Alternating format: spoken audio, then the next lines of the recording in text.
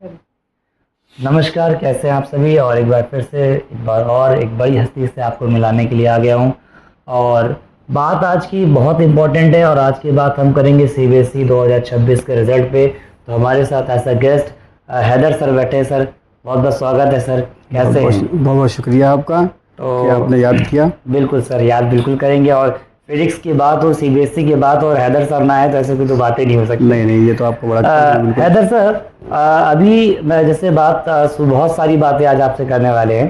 तो आज हमारा जो मेन पर्सपेक्टिव वो सीबीएसई के रिजल्ट को ही लेके रहेंगे। जी। हम लोग जो सोचते हैं सर सीबीएसई के बारे में कि क्या हमारा पर्सपेक्टिव है, उस हिसाब से आपने रिजल्ट के पहले क्या सोचा था सर? एक्चुअली सीबीएसई का जहाँ तक सवाल है, जी सीबीएसई अपने आप में एक बहुत ही ऑर्गेनाइज्ड और बहुत ही सिस्टमेटिक बोर्ड है। जी सर। और सीबीएसई के केसेस में सीबीएसई ने चीज़ों को प्रॉपरली एलेबरेट कर रखा है, प्रॉपरली श्रिंकनाइज कर रखा है। जी हम अगर सीबीएसई में एनसीईआरटी को अगर देखते हैं जी तो NCERT is a very clear cut concept regarding each and every subject. बिल्कुल। तो उसमें फिज़िक्स की अगर हम बात करते हैं तो उसने क्रिस्टल क्लियर चीज़ों को बता रखा है, क्रिस्टल क्लियर चीज़ों को जो है वो एक्सप्लेन कर रखा है। हम जी उसी पॉइंट ऑफ व्यू को लेके चलते अगर, तो आज जो रिज़ल्ट 2025-26 का हमें देखने को मिल रहा है वो कहीं ना कहीं इन्हेंस करता। अगर मैं ओवरऑल रिज़ल्ट की बात करूं, जो अभी रिज़ल्ट 2 दिन पहले आया, आया। वो रिज़ल्ट मतलब मेरी expectation as a subject expert मुझे मतलब सेटिस्फाइड नहीं करता है ओवरऑल इंडिया। और मुझे फिर अलावा मुझे क्या लग रहा है सर कि जैसे ओएसएम पहली बार इंट्रोड्यूस किया जा रहा है, ऑनलाइन स्क्रीन मार्किंग में और ऑफलाइन मार्किंग में बहुत बड़ा डिफरेंस निकल के आ गया। और शायद ये पहली बार मुझे लग रहा है एक्सपेरिमेंट किया जा रहा है सीबीएसई में, और जिसका इफेक्ट दिख रहा है कि काफी सारे बच्चे अनएक्सपेक्टेड फेल हो रहे हैं सर। एक्चुअली क्या है ना कि जितना हम ओएसएम को लेके चल रहे हैं वो ऐसा है नहीं। बच्चे थोड़ा सा कहीं ना कहीं मतलब इस फियर में कुछ गलतियां अपनी तरफ से कर दे रहे हैं, वरना एक कैलकुलेटिव सिस्टम है। जी आपने अगर क्वेश्चन किया है तो आपको अपना कॉन्फिडेंस होना चाहिए कि आपने क्वेश्चन कर दिया, वो चेकिंग का क्राइटेरिया और चेकिंग का मेथड कुछ भी हो। बिल्कुल। और सीबीएसई एक जिम्मेदार कहीं ना कहीं हाँ, एजेंसी है ऐसा भाई। नहीं उसने है। अपना एक मतलब इतना एक्सपीरियंस है उसे, इस जी लेवल पे एक्सपीरियंस है, इंटरनेशनल लेवल पे काम कर रही है। यहाँ तक कि अब्रॉड में भी उसकी एफिलिएशंस हाँ, चल रही। केवीज खुले हुए हैं बहुत दूर केवीज का तक। तो आप देखिए कि बड़े बड़े मतलब जो साइंटिस्ट हैं उन्होंने जी भी कहीं ना कहीं वहाँ से एजुकेशन गेन किए। तो उस पर तो आप मतलब क्वेश्चन मार्क नहीं लगा सकते। हाँ, लेकिन बच्चों में कहीं ना कहीं इस चीज़ का फियर है कि ओएसएम में हमारी कॉपी का मेथड क्या होगा, तो कहीं ना कहीं उनसे चूक हुई है कुछ। कुछ तो वरना वो गलत है। सिस्टम तो कैलकुलेटिव है, तो ये आपने किया, मार्क्स दिया गया। और कंप्यूटर तो वो गलतियां जो कभी मॉडरेशन में हो जाया करती थी कि कॉपी का जो है वो टीचर ने कॉपी चेक की, उसके बाद फिर वो एचई के पास गई, फिर उसके बाद एचई के पूरा पास एक गई, सेटअप बना काउंटिंग हुआ है हुई। उसका। हाँ, तो कहीं ना कहीं काउंटिंग में मिस्टेक हो जाया करती थी। लेकिन यहाँ क्या है, कंप्यूटर में अगर नंबर आपने दिया है तो वो काउंट करके नंबर लिख देगा, गलती होने के चांसेस कम है। कम है। बट स्टूडेंट इस बात को लेके हैम्पर्ड हो रहे हैं। जी कहीं ना कहीं स्टूडेंट के अंदर एक फियर बैठ गया है कि यार हम अगर इस बार कर रहे हैं तो हमारा क्या होगा इस लेवल पे, तो उसका भी एक इम्पैक्ट है। बिल्कुल सर। तो आपके हिसाब से अगर मैं आपकी बात करूं, जिन बच्चों को आपने पढ़ाया है लास्ट ईयर, उनका क्या रिजल्ट रहा? ओवरऑल सब पास हो गए? ओवरऑल तो पास हो गए, लेकिन जो एक्सपेक्टेशन थी जी मतलब रिजल्ट के क्राइटेरिया की उनके, बिल्कुल। वो एक्सपेक्टेशन मेरी पूरी नहीं हो पाई। हाँ, ज़रूर मतलब अगर 70 स्टूडेंट थे तो मतलब 10 to 15 स्टूडेंट वो 90 की कैटेगरीज में पहुंचे। लेकिन जो मुझे एक्सपेक्टेशन थी कि कम से कम एटलीस्ट एक बच्चा तो फिजिक्स में 100 लाएगा, तो वो मतलब मेरी तमन्ना अधूरी की अधूरी रह गई। 97 98 पर ही बच्चे रह गए। और इस केस में लेकिन मैं ये समझता हूँ कि चलिए ठीक है, 100% रिजल्ट का होना एक बहुत इंपॉर्टेंट चीज़ है जी और 100 मार्क्स किसी एक बच्चे का गेन करना, ये तो बहुत खुशी की बात है, बहुत प्राउड की बात है कि किसी टीचर के लिए। लेकिन उससे भी ज़्यादा मतलब प्राउड की बात है कि ज़्यादातर बच्चे फिजिक्स में इंटरेस्ट के साथ पास आउट होने के बाद फिजिक्स में अपना कैरियर बनाएं। बिल्कुल सर। अगला सवाल ये पूछना चाहूँगा सर, तो फिजिक्स को पढ़ने का कुछ क्या नायाब तरीका अलग से होता है या कुछ पुराने तरीकों से ही हम लोग पढ़ें? मतलब आप कैसे पढ़ाते हैं सर, क्या सोचते हैं? देखिए फिज़िक्स में जब क्लास 12 और क्लास 11 की बात आती है, जी स्पेशली क्लास 11 में जब बच्चा आता है तो क्लास 10 से एक सीट जंप उसे मिलता है। अचानक से 4 चैप्टर हम पढ़ाते हैं क्लास 10th में, बिल्कुल, चार ही पढ़ा। और उसके बाद जो है वो लगता है उसे कि हाँ यार ये छोटी सी फिज़िक्स की दुनिया है, बहुत आसान है और बहुत आसानी से इसे टैकल किया जा सकता है। लेकिन वो जब क्लास 11th में आता है और बुक का साइज़ यहाँ से यहाँ पहुँच जाता है तो मोटी मोटी हाँ, तो अच्छा उसके साथ साथ हम आप भाई जाहिर सी बात है कोशिश करते हैं कि बच्चे को मोटिवेट करके उसे इन्हांसमेंट की तरफ ले जाएं, लेकिन कहीं ना कहीं कुछ ऐसे भी मतलब सोर्सेज हैं कि जिसको यूज़ करके वो डरता भी है कि अरे यार इतना कोर्स कैसे ख़त्म होगा और ये सारी चीज़ें, इन सब चीज़ों के बारे में।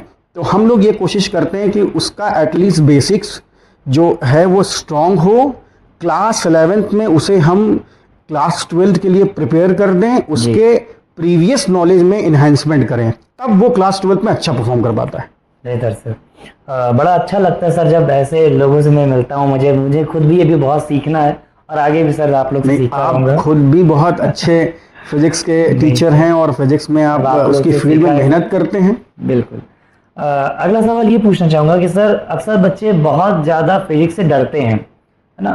तो क्या मैं आपसे जानना चाहूँगा कि रियली में फिजिक्स से डरना चाहिए या फिजिक्स का डर होता है? बहुत अच्छा सवाल है आपका। और जहाँ हम अभी इस मतलब रूम में जहाँ आप ये पॉडकास्ट शूट कर रहे हैं जी, अगर हम अपने आसपास ही निगाह डाल के देखें जी, तो अगर इन सब चीज़ों से फिज़िक्स हटा ली जाए तो ये पॉडकास्ट का ट्रांसमिशन भी पॉसिबल नहीं है। जी, ये माइक, ये लाइट, ये कैमराज, इवन जहाँ हमारी सिटिंग है ये सोफाज, ये भी ठीक है ना? हाँ, तो फिजिक्स को अगर अपनी लाइफ से अगर आप निकाल दें जी, तो आप समझिए कि यू आर नथिंग। फिजिक्स तो एक नेचुरल सब्जेक्ट है, आपको नेचर से जोड़ता है। नेचर से जोड़ता है तो वो टफ कैसे हो सकता है? रोज़मर्रा की चीज़ें आप करते हैं, खाना आप खाते हैं, पानी आप पीते हैं, अपनी प्लेट को उठाकर यहाँ रखते हैं, अपने जो है कि सोफे को शिफ्ट करते हैं, बाइक को चलाकर स्कूल जाते हैं, स्कूल से आते हैं। छोटे मोटे कामों को मतलब और छोटे मोटे कामों को अगर आप रोज़मर्रा के देखिए तो उसमें भी आपको फिजिक्स मिल जाएगी। इसीलिए कहते हैं physics is a natural subject, उससे तो डरना ही नहीं चाहिए। डरना ही नहीं, सिर्फ और सिर्फ क्या एक तरह का डर का माहौल बना दिया गया है कि फिजिक्स टफ है, फिजिक्स कॉम्प्लेक्स है। फिजिक्स टफ नहीं है। टीचर हैं सर जो फिजिक्स में डर का माहौल बना देते हैं। हाँ, ये भी मैं देख रहा हूँ। ऐसा है, ऐसा है। कुछ कोचिंग इंस्टीट्यूट वाले भी हैं कि अपना भी बिजनेस करने के लिए डर का माहौल बना रखा है। सही बिल्कुल। इसके लिए बिल्कुल मतलब इस तरह की चीज़ें तब आती हैं जब आप मतलब फिजिक्स पढ़ा रहे हो या ऐसा कोई बड़ा सब्जेक्ट पढ़ा रहे हो लेकिन उस बड़े सब्जेक्ट को जी नहीं रहे हो। बिल्कुल। फॉर द लिवलीहुड आप सिर्फ और सिर्फ क्या करो कि मुझे हाँ ठीक है मेरा फिजिक्स और मैथ्स अच्छा था, मैंने बीटेक कर लिया और उसके बाद जो है अब मैं फिजिक्स टीचर बन गया हूँ, मैं पढ़ाने लगा हूँ। लेकिन जो फिजिक्स की एक अपनी मतलब एक एटमॉस्फेयर होता है, आपकी बॉडी में फिजिक्स का जो एक इन्वॉल्वमेंट होता है कि हाँ यार मुझे फिजिक्स में कुछ काम करना है, फिजिक्स की फील्ड में कुछ काम करना है, तो अगर आपके दिमाग में और अगर आपके दिल में वो जज्बा नहीं है तो आप फिजिक्स में सामने वाले को भी उसी लेवल पे ट्रीट करोगे। बेहतर सर। तो अगला सवाल मैं ये पूछूंगा सर कि आपके हिसाब से फिजिक्स में सबसे ज़्यादा स्ट्रगल कहाँ करना पड़ रहा है एक टीचर को? अगर एज अ टीचर अगर आपसे मैं पूछूं तो बच्चों को पढ़ाने में सबसे ज़्यादा स्ट्रगल किस सेक्शन में है सर? ये सवाल जो आपने किया है इसमें एक कहीं ना कहीं एक सच्चाई छुपी हुई है और अक्सर जो अभी मतलब न्यू कमर्स आ रहे हैं फिजिक्स को एज अ कैरियर ले रहे हैं टीचिंग में, कई बार मुझसे ये सवाल करते हैं कि फिज़िक्स में स्टूडेंट्स को डील करने में काफ़ी टिपिकलिटी भी आती है और वो एक डिफ़िकल्टी बनी रहती है कि उसे कैसे रिज़ॉल्व किया जाए। तो उसके लिए मैं सबसे पहले आपका जो एक बेसिक क्राइटेरिया है वो मतलब स्टूडेंट के लिहाज से वो क्लियर करना चाहता हूँ कि जब क्लास 12th में हम आते हैं और क्लास 12th में बच्चे को फिज़िक्स पढ़ाना शुरू करते हैं, हम स्टार्ट करते हैं इलेक्ट्रोस्टैट से। बिल्कुल।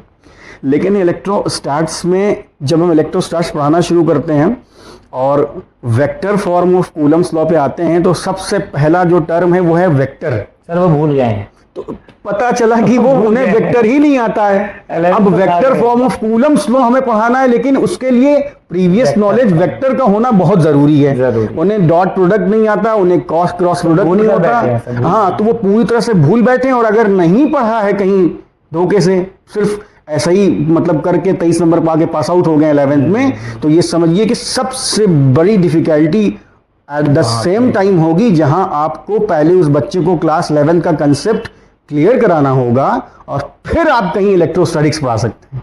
और ये बात मैनेजमेंट को समझ में नहीं आती। और ये बात किसी लेवल पे मैनेजमेंट या मतलब इस तरह से इस लेवल पे जाकर किसी भी पर्टिकुलर इंडिविजुअल बॉडी को समझना ही होगा, और उन्हें समझ में नहीं आती है। लेकिन उन्हें समझना होगा ये चीज़ कि क्लास 12 का स्टूडेंट है, अगर आपने ज्वाइनिंग अगर किसी स्कूल या कोचिंग में बात करूँ कि अगर आपने ज्वाइनिंग अगर इस सेशन में की जी, तो what is happening in the past session या what is happened in that past session आपको नहीं पता है, तो आप उसी लेवल पे बच्चों को ट्रीट करना शुरू करोगे। और आपने पढ़ाना शुरू किया, आपको देखना है कि कोर्स टाइमली कंप्लीट हो जाना चाहिए। बिल्कुल ठीक है ना। आपको जो है क्या कहते हैं कंसेप्ट बच्चे का क्लियर करना है, उसके मार्क्स अच्छे होने चाहिए, क्योंकि उन्हीं सब बातों पे आपका इंक्रीमेंट बेस्ड होता है कहीं ना कहीं।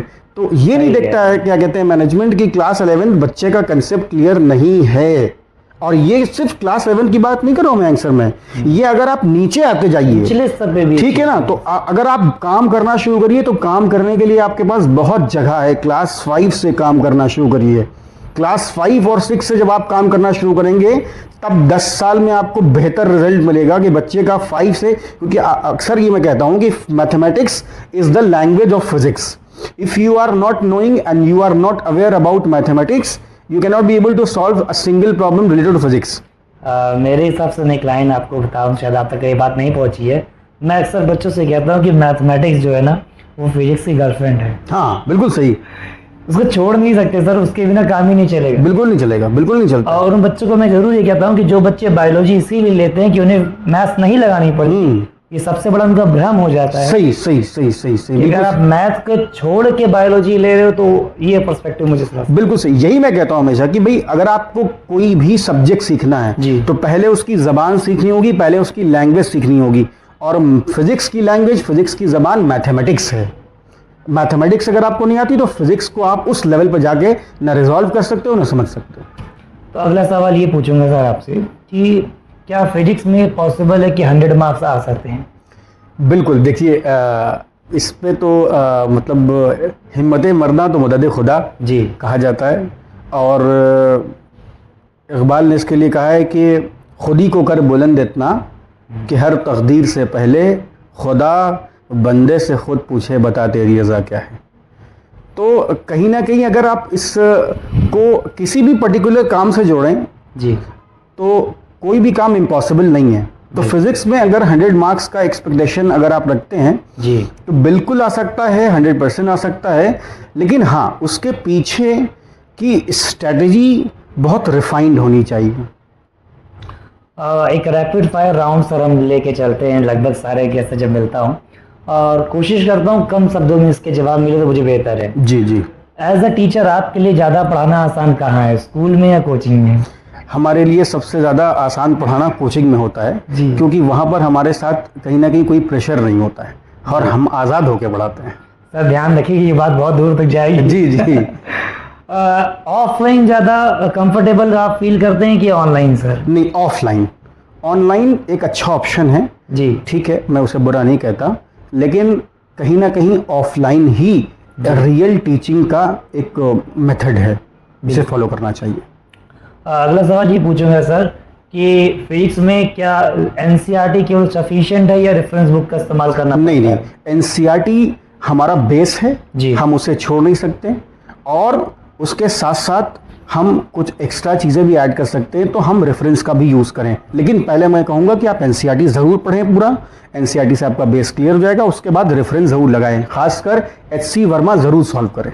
सीबीएसई के लिए भी सर? जी, अब सीबीएसई के लिए भाई अगर आप जी हाँ जेई मेंस के लिए अगर आप तैयारी कर रहे हैं, नीट की तैयारी कर रहे हैं, तो उसके लिए अब चूंकि बोर्ड का ऐसा पैटर्न हो गया है कि अभी आपने देखा होगा 2024-25 के सेशन में आईआईटी का एक क्वेश्चन डाल दिया था, आईआईटी स्क्रीनिंग का एक क्वेश्चन आ गया था। तो इसलिए अपने आप को उस लेवल पे आपको प्रिपेयर करना होगा, तब आप ये 100 आउट ऑफ 100 की जो बात कर रहे थे ये जरूर आ सकता है।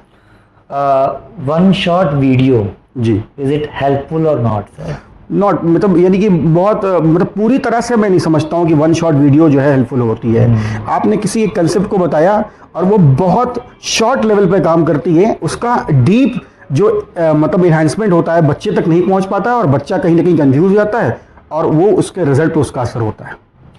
बोर्ड्स की कॉपी में प्रेजेंटेशन सर कितना इंपॉर्टेंट है? हाँ, इंपॉर्टेंट है। देखिए हम अपने आसपास अगर सफाई रखते हैं तो हमारा भी मन लगा रहता है, बिल्कुल वैसे ही अगर हम कॉपी में अच्छा लिखते हैं, अच्छा प्रेजेंटेशन करते हैं और हमने कंसेप्ट सही लिखा है और उसको सही तरीके से लिखा है, तो एग्जामिनर पर कहीं ना कहीं साइकोलॉजिकल इम्पैक्ट तो पड़ता है। वो समझ जाता है कि ये बच्चा बहुत अच्छा है, इसकी कॉपी को बहुत सतर्क होकर चेक करना चाहिए। पास होने के लिए सर क्या जरूरी है, डेरिवेशन करना या न्यूमेरिकल लगाना? नहीं, सबसे पहले मैं कहना चाहूँगा कि पास होने के लिए फिजिक्स को आसानी से समझें, फिर डेरिवेशन लगाएं। अगर आपका डेरिवेशन क्लियर हो जाएगा तभी आपके क्वेश्चंस बनेंगे। क्वेश्चंस बनने का डायरेक्ट कोई तरीका नहीं है। टाइम को कैसे मैनेज करें सर, क्योंकि एक बहुत बड़ी समस्या निकल के आ रही है कि बच्चों को आने के बावजूद उनका पेपर छूट जा रहा है। जी, तो वो टाइम को सर कैसे मैनेज करें? अक्सर मैं कहता हूं कि सैंपल पेपर लगाएं। जी, अगर आपका सिलेबस अक्टूबर में फिनिश हो गया है, देन यू हैव नवंबर, दिसंबर, जैन। अगर मान लीजिए फरवरी में अगर आपका पेपर हो गया, बिल्कुल, तो आपके पास एटलीस्ट 3 महीना होता है। 3 महीने में आपको 100 सैंपल पेपर लगाने चाहिए, तो टाइम की प्रॉब्लम जो आपके साथ आ रही है वो बिल्कुल खत्म हो जाएगी। घर में 3 घंटे बैठें, मदर के साथ, फादर भैया हैं, दीदी हैं, आपके लोग हैं आसपास में, 3 घंटे का अलार्म लगा के बैठ जाएं, पानी लेके बैठ जाएं, ठीक है, पेपर लेके बैठ जाएं, सैंपल पेपर और एक कॉपी लेके बैठ जाएं। उसके बाद ये सोचिए कि मैं एग्जामिनेशन रूम में हूं और 3 घंटे का सैंपल पेपर पूरी ईमानदारी से लगाएं। 100 सैंपल पेपर लगाने के बाद टाइम की प्रॉब्लम बिल्कुल खत्म हो जाएगी और मार्क्स का एनहांसमेंट रैपिडली आपको दिखेगा अपनी ग्रोथ में।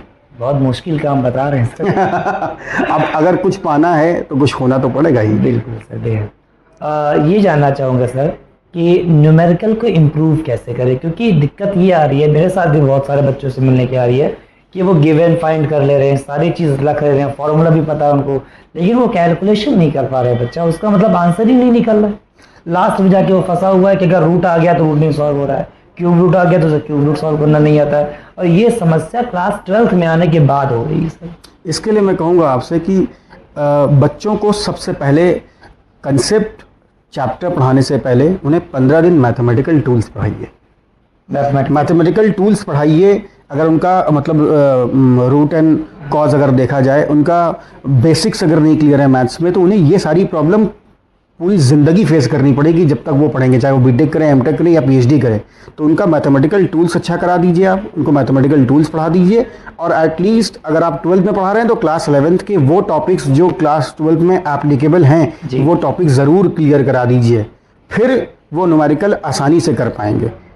उनका mathematical tools at any cost, और स्पेशली कैलकुलस, डिफरेंशिएशन और इंटीग्रेशन, अगर ये क्लियर है बच्चे का, क्योंकि हर जगह ये अप्लाई होता है इसका एप्लीकेशन। अच्छा सर, बायोलॉजी के बच्चे जो है फिजिक्स को केवल पास होने के लिए पढ़ते हैं, हाँ, उनका कोई बहुत इंटरेस्ट नहीं होता फिजिक्स में, तो वो अपनी कैलकुलेशन कैसे इम्प्रूव करें सर? क्लास 10th लेवल पे क्योंकि जो डिज़ाइन किया गया सिलेबस 11th और 12th का जी, वो बोर्ड पर्पस से ऐसा डिज़ाइन किया गया, अगर 10th के मैथ्स के बेसिक्स भी बच्चे को अच्छे से पता है तो वो आसानी से क्लास 11th और 12th की फिजिक्स को सॉल्व कर सकता है।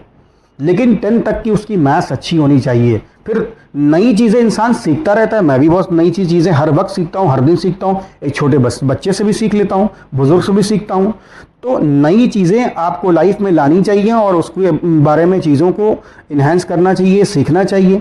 तो कहीं ना कहीं स्टूडेंट के लिए एक अच्छी अपॉर्चुनिटी होती है बायोलॉजी के कि वो 11th 12th में 2 साल फिजिक्स को एक नया सब्जेक्ट समझकर अपनी पर्सनालिटी में इन्हेंसमेंट करें। और अगर 10th तक की मैथ्स भी उनकी अच्छी है तो सिर्फ कैलकुलस उन्हें अच्छी करनी होती जी, और अगर कैलकुलस उनका अच्छा हो गया तो वो 11th 12th की फिजिक्स से आसानी से डील कर सकते हैं। इतनी बड़ी कोई प्रॉब्लम की बात नहीं है। थोड़ा सा लीक से हट के बात करते हैं सर। कुछ मोटिवेशन अगर आप बच्चे को देना चाहें सर, अपने अंदाज में। पहले मैं बता दूं, क्योंकि हैदर सर सिर्फ फिजिक्स के लिए नहीं जाने जाते, एक बहुत अच्छे कवि, बहुत अच्छे शायर, बहुत अच्छा गाते हैं और बहुत अच्छा मोटिवेट करते हैं, बहुत अच्छे स्पीकर हैं। तो सर एज अ स्पीकर मैं बात करूं, मोटिवेशनल की बात करूं, तो सर कुछ अपने अंदाज में अगर आप बच्चों से कहें कि क्या अपने आप को इम्प्रूव कर सकें, अगर कुछ। जैसा मैंने अभी थोड़ी देर पहले मैंने इकबाल का एक शेर पढ़ा, ये एक बहुत बड़ा शेर है जी। इसमें इकबाल ने ये बताया कि खुदी जो आपका सेल्फ कंसाइन, जी। ये एक बहुत बड़ी चीज़ है। इसलिए उसने कहा कि खुदी को कर बुलंद इतना, खुद को इतना बुलंद कर लो, इतना बुलंद कर लो, इतना बुलंद कर लो कि हर तकदीर से पहले जी। जो तुम्हारी तकदीर में लिखा जा चुका है, उस तकदीर के लिखे जाने से पहले खुदा बंदे से खुद पूछे कि यानी खुदा खुद आके तुमसे पूछेगा कि तुम्हारी तकदीर में क्या लिख दूं, तुम्हारी रज़ा क्या है, क्या लिख दूं तुम्हारी तकदीर में। लेकिन अपने आप को, अपनी कंसाइंस को इस लेवल पर हमें ले जाना होगा, और वो सिर्फ और सिर्फ हार्डवर्क से ही आ सकता है। अगर हम मेहनत नहीं करेंगे, अगर हम अपनी पर्सनालिटी को इन्हांस करने के लिए रात दिन किसी चीज़ के जद्दोजहद में, मतलब जस्तजू में पढ़ने के लिए उसकी मेहनत नहीं करेंगे, तो हम कभी भी कामयाब नहीं हो सकते। मेहनत एक सिंगल मतलब कहीं ना कहीं सॉल्यूशन है अपने आप को स्टैब्लिश करना, वो भी इस ज़माने में। तो मैं ये समझता हूँ कि मेहनत करना इंसान को बंद नहीं करना चाहिए। सक्सेस का कोई भी शॉर्टकट नहीं है किसी भी केस में। अगर आप सिर्फ सक्सेस को पैसा कमाना समझते हैं, ठीक है, या आप सक्सेस को एग्जाम में पास होना समझते हैं, सक्सेस का किसी भी जेस्चर में कोई भी शॉर्टकट नहीं है। आपको पैसा कमाना है तो भी आपको ईमानदारी से मेहनत करनी होगी, तो आप पैसा कमा सकते हैं। आपको पास होना है तो आपको मेहनत करनी पड़ेगी। आप शॉर्टकट ढूंढे कि लाओ ये 4 न्यूमेरिकल याद कर लूँ, ये 4 डेरिवेशन याद कर लूँ, ये 4 कंसेप्ट रट लूँ, तो सिर्फ और सिर्फ आप पास तो हो सकते हैं, लेकिन आप 90s और 100 का ख्वाब नहीं देख सकते। तो आप हमें समझूंगा कि hard work is the key to success. बेहतर सर, बात करेंगे हैदर सर कि बहुत फिजिक्स की बातें तो हो गई। बच्चों को कभी ये बहुत कम पता लगता है कि उन्हें जो पढ़ा रहे हैं वो कौन है।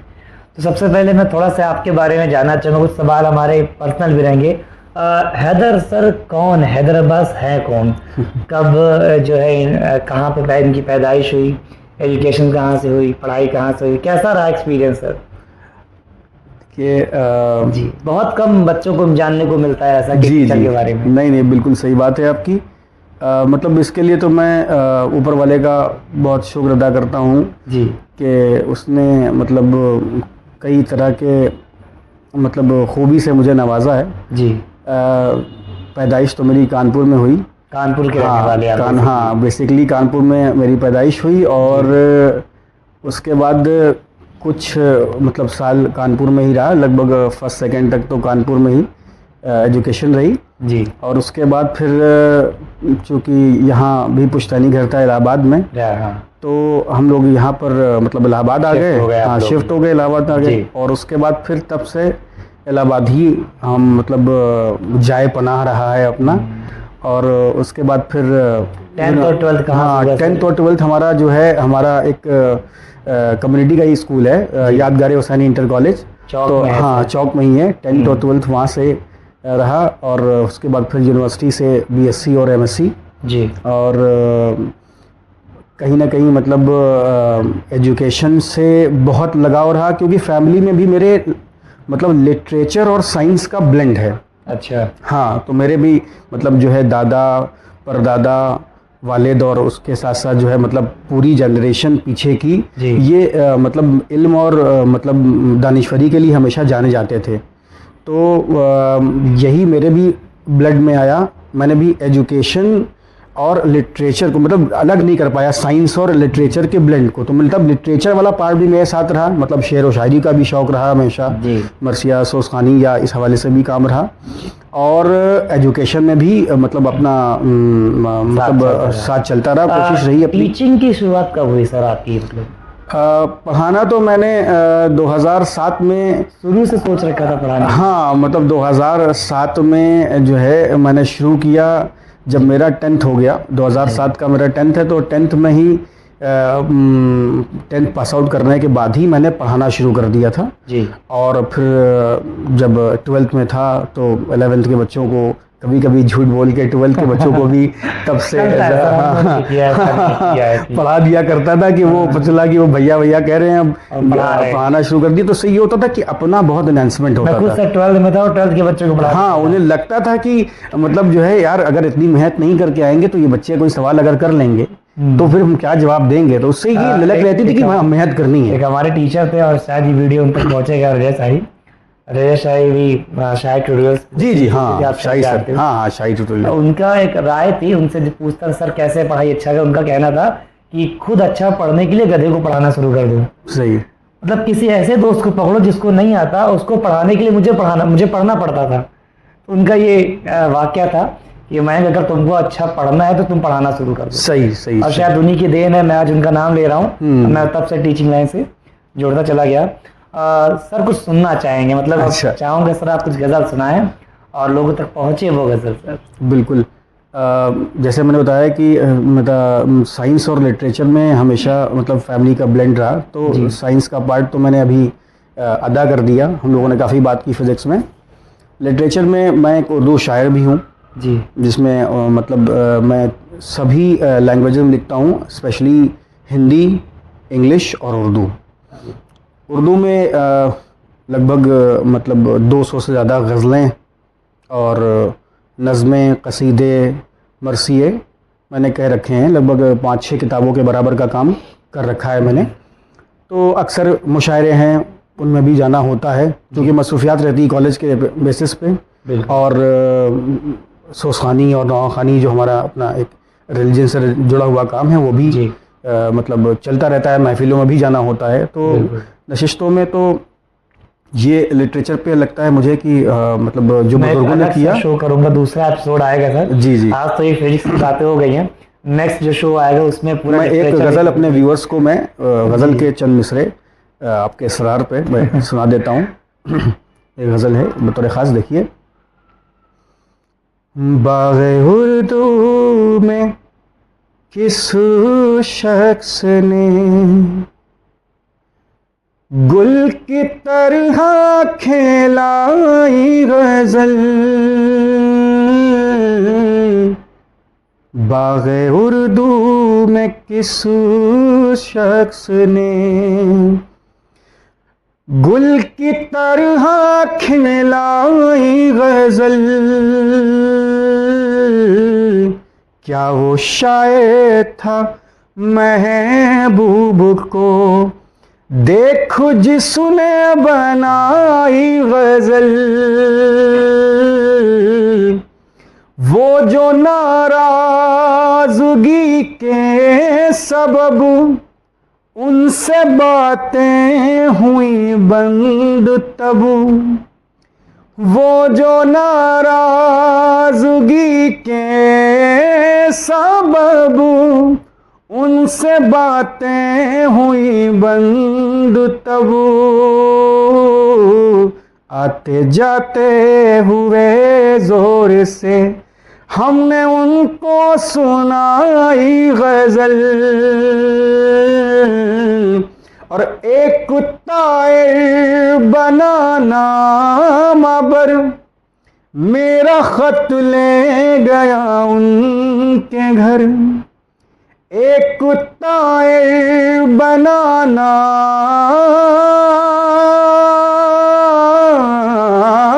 मबर, एक कुत्ता बनाना मबर मेरा ख़त ले गया उनके घर, लोग तकते रहे आसमां मैंने यूं जो उड़ाई गज़ल, लोग तकते रहे आसमां मैंने यूं जो उड़ाई गज़ल। हो चुकी खादिमों को कहीं ना कहीं इसका मतलब शायर के यहाँ मुलाजमत करने का एक फ़ायदा भी मिलता है। उसी हवाले से ये शेर है जी कि करके शायर के घर नौकरी, क्या बात। खादिमों की भी इज्जत बढ़ी। करके शायर के घर नौकरी, खादिमों की भी इज्जत बढ़ी। जिस भी कोने में झाड़ू दिया, गर्द के साथ पाई गजल। जिस भी कोने में झाड़ू दिया, गर्द के साथ पाई गजल। और मैं हूँ शायर, मेरे पास क्या होगा कागज कलम के सिवा। मैं हूँ शायर, मेरे पास क्या होगा कागज कलम के सिवा। लफ्ज की चाशनी पी गया और खाने में खाई गजल। लफ्ज की चाशनी पी गया और खाने में खाई गजल। क्या वो शायर था महबूब को देखो जिसने बनाई गजल। बहुत खूब। मतलब सर मैं तो बस कुछ बोल ही नहीं पा रहा हूँ, बस सुन रहा हूँ आपको। और ये फेज मैंने कहीं देखा नहीं सर आपका, और हमेशा जब भी सुना है फिजिक्स के बारे में सुना है। और दूसरा जो चेहरा मैं देख पा रहा हूँ आपका, आज सुन रहा हूँ और मैं कुछ शायद ही बोल पाऊँ। बस लग रहा है कि आप रात भर गाते रहे। मैं रात भर आपसे सुनता रहूँ। नहीं, बहुत अच्छी बात है। बहुत नेक्स्ट जो पॉडकास्ट होगा सर, वो केवल मैं आपसे सुनूंगा केवल। अच्छा। और बच्चों तक भी जब ये पहुंचता है कि एज अ टीचर केवल सिर्फ हमारा काम नहीं है पढ़ाना, हमारे अंदर बहुत सारी चीजें, प्रोफेशन है। सही, एक इंसान के अंदर कई खूबियां हो बहुत सारी सकती हैं। चीजें हैं और इस माध्यम से लोगों तक पहुंच पाती है आवाज। सही, बिल्कुल सही बात।